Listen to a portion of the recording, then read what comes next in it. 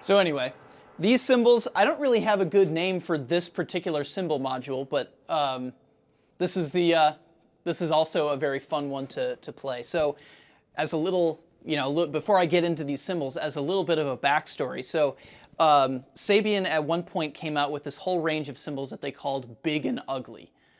They had like the AA Apollos, they had the XSR Monarchs, they had the HHX Phoenix, they had the Nova, they had the Pandora. They had a whole bunch of different cymbals. But they also had, I think I had mentioned this before, they also had the AA Sick Hats. And so I had bought the Sick Hats, I got the Plague Hats. I also have I have a couple of like I have the Nova, the Pandora, the King, and the Phoenix. And they're not on the kit right now, but they're also phenomenal instruments. And so I was already familiar with that sound, and I wanted to bring a little bit of that into this kit. But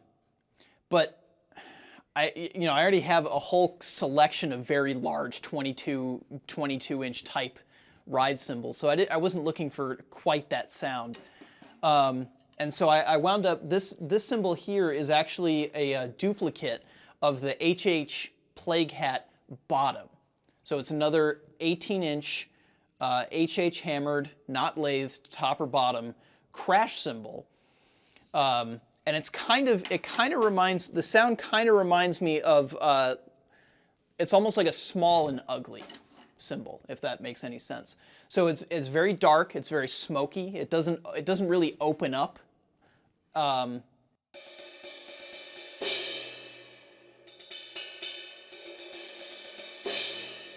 But it's a wonderful sounding instrument.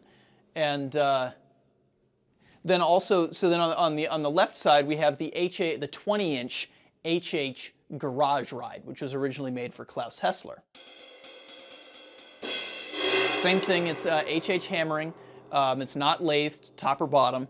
It has a slightly smaller bell and a slightly flatter profile than my this custom crash over here. And I went with these again just because I already had a couple of the Big and Ugly, so I was looking for something different. I was looking for something that was still dark and smoky, but wasn't quite as big sounding.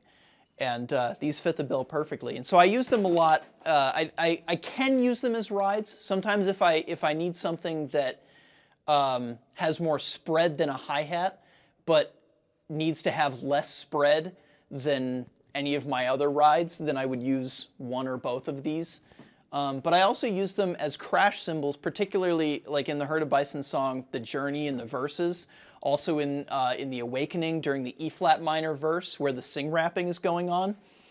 I use these as crash cymbals more than I use anything else as crash cymbals because of the fact that they don't open up, they blend into the music a little bit more than actually cutting through it. So they're very good for places where I need an accent that doesn't overtake the music.